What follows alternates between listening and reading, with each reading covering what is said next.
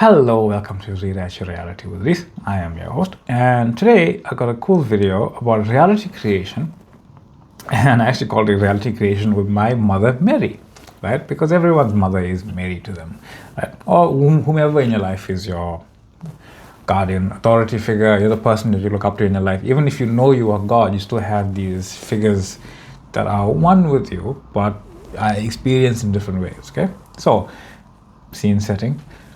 My mother and myself at the table, breakfast, I think. It doesn't really matter. But we started discussing reality creation. Quite a fun thing to do, right? And she showed me a picture of a soul floating out of a body. I said, look, that soul is leaving their body, right? More of a question than statement, I think, or maybe a statement. I heard it as a question. I said, not exactly. That's just a story that we tell. That you only ever see from the outside someone dying, and then you tell a story to keep the game going, right? You never experience that specifically in that way, right? It's always an experience of storytelling. So, but when someone dies, they are just gone. You know, your body turns to ash, soul gone. And I said, yeah, okay, but that's the story we keep to maintain our belief in reality, to keep the game going, right? But what's really happening from your viewpoint is probably, and in all likelihood, different, more akin to a dream and waking up from it. Your dream doesn't shift you into something else. It just happens. You wake up, right? So I explained it like this. I tell her, imagine two paths, right? You can imagine one is a dream and one is not, even if that floats your boat. One path goes right, one path goes left. You choose right. You can still picture a version of what happens on the left as if you didn't go that way, right? That whole path is just not from your viewpoint any longer. You can imagine yourself as that viewpoint that went left, and there's a version of it that happens. You can imagine yourself having not gone left, and life kind of just continues, right? And you do experience this in some ways. Like sometimes you say things like, that person's living my dream life, why am I not? It's kind of like the same thing. Like your awareness is showing you that the game goes on whether you are physically here or not, right? That's kind of what death is like in a sense, right? Your awareness just shifts like a dream. You wake up from the dream, your awareness just shifted from the dream you to this you. Doesn't mean that this isn't a dream. It just means that we're comparing it because we woke up, right? We haven't woken up yet. So she looks at me. Okay, fine, I get that. But who made it work like this? What's really going on? And I said, the universe isn't something that became smart. It is infinite knowing manifested as intelligence and matter that seemingly work together. It does work together because infinite intelligence can't work against itself. It is itself, right? Everything starts with I.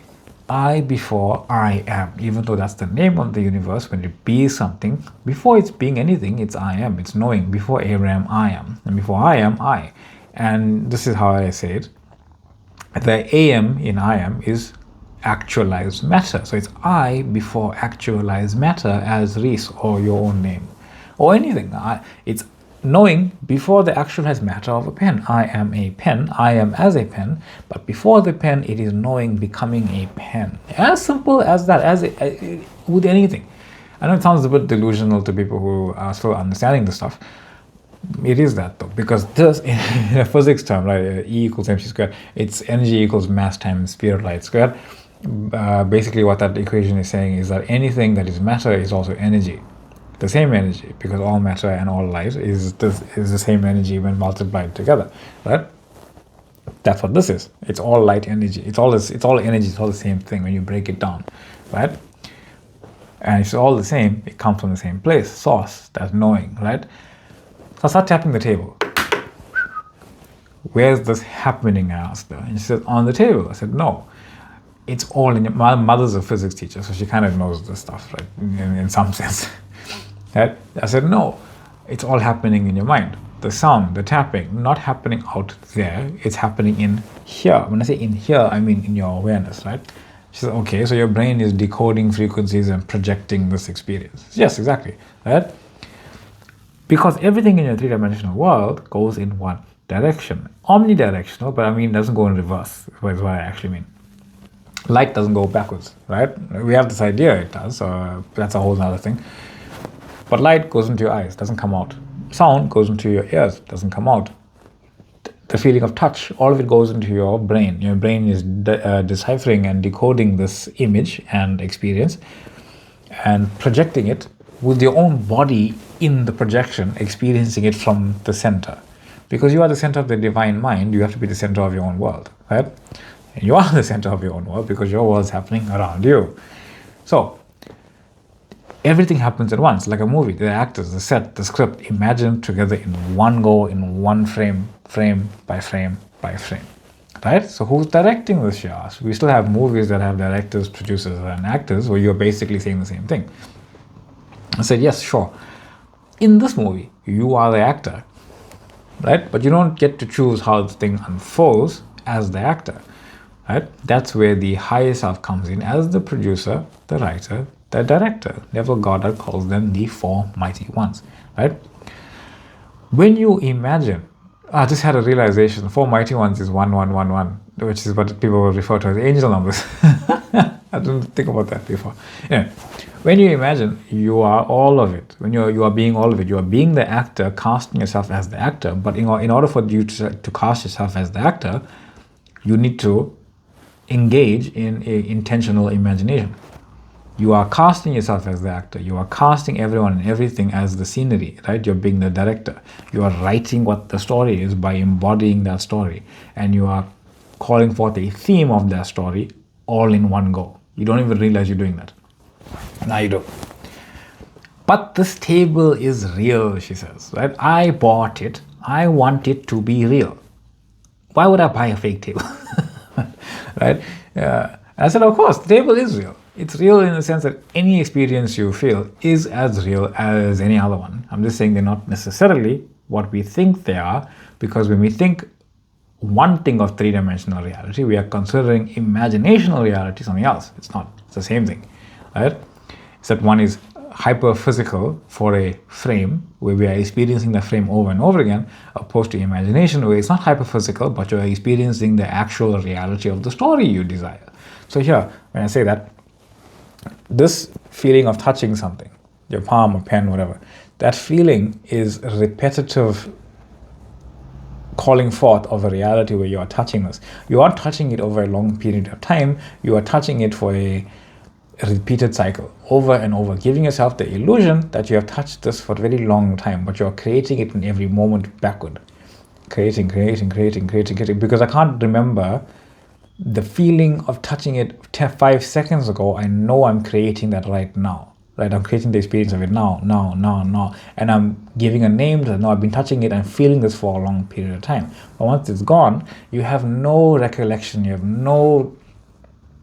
no awareness of how that time truly felt of touching that thing over a long period of time. You just remember a version of the feeling, and you recreated that feeling over and over and over and over and over. That's that feeling of 3D physical reality repeating itself. Anyway, all of it's happening in your awareness. So the experience was real. You repeated that experience really, but it all happened in your awareness over and over again. So then what is this infinite knowing, she asks, if the brain is just a physical thing decoding frequency, right?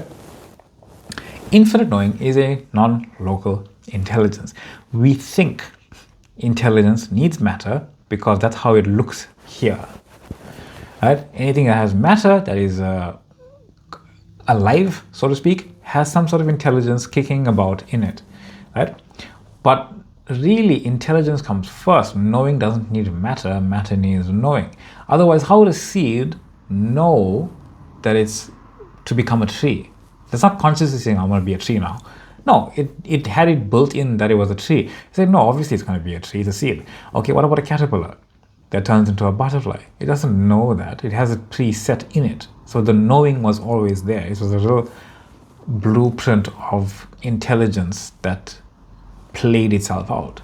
That's how reality works. It doesn't work in two dimensions from here to there. It works in all 3 dimensions, 4 dimensions, all dimensions, where a story is a frame to it. A story is a experience, one experience. So the experiencing of a butterfly from a caterpillar is one idea. That source is being completely, right? It's not just like frame. It's idea altogether, right?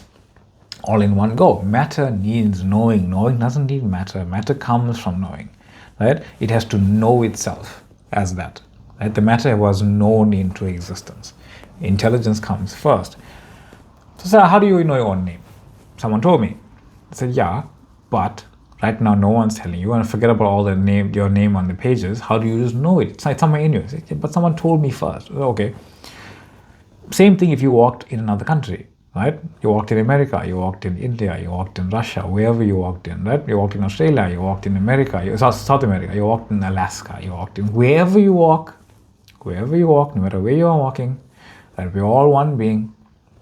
No matter what you think about anything else, you're all one being, right? You can imagine yourself walking around those places, okay? You can imagine yourself walking around those places, right? America, Russia, Australia, China, Japan, South America. You can actually imagine yourself walking in those places. And forget about whether or not the images are correct.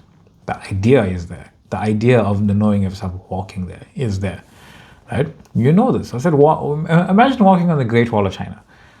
The sky, the bricks, the trees, right? All of that popped in because you called forth the knowing of an idea first. But then when you call it forth, you must have realized, hey, this was there before I called it. How did I know it was there? How did I know it was there? Obviously, I gave the example, but for the things you actually imagine on your own, how did you know it was there? Sure, some things maybe gave you like a bit of a signal to imagine that kind of thing, right? You became familiar with it in some kind of way, but the knowing of what you have imagined was there first. And you realize this. So even if you've never been there, that knowing is there now, right? That's reality creation. It's only really your belief in whether or not your physical person is doing that thing. That's the stop, right? That's why I never said it's your refusal to believe that what you are imagining yourself to be, you are already as awareness, is why you don't see it. And when we say see it, I don't mean physical reality. I mean in your awareness and seeing that what you are seeing with your eyes, your inner eyes, as Seth says in, I think, Jane's writings, however those books are named. When you open your inner eyes and you realize I am actually in this reality because I am the creator of this reality and it is my physical choice to experience this, that's reality creation, nothing else. Your intentional focus on that idea as your beingness, right? Nothing else. And I accept that I am that. That's reality creation. Everything you know, you already knew in the unseen, and then it shows up. And my mother pauses at me at the breakfast table and says, that makes perfect sense. Now go wash the dishes. That's how the universe collapsed itself back to the washing of the mundane. But why? Why does it do that? Just to continue this end bit. Because whether you're walking in another country, in some amazing life, or you're washing dishes, it is God doing both. That's why Abraham Hicks says, whether you manifest a button or a castle, it is the same thing to God, because God created all of it equally. That is why if you're washing dishes, you can imagine yourself in a castle. And why when you're in said castle, you can be washing the dishes. It's all God. Anyway, this is Reese. This is Reality with Reese. I am your host. Thank you for being here. Thank you for joining, subscribing, following, commenting. Some beautiful comments coming in yesterday as well in the previous videos and other ones. Much love, much light, and thank you for joining the Facebook group. So many people joined yesterday. I was thrilled at that. Thank you for all of you who are here and for all of you who are continuously coming. TikTok page available with also a growing community. Much love, much light. And if you want to get a hold of me, email in the description box below. You can email me something, a personal understanding, anything you like, and we'll go from there. That being said, much love, much light, and I will see you all in the next one.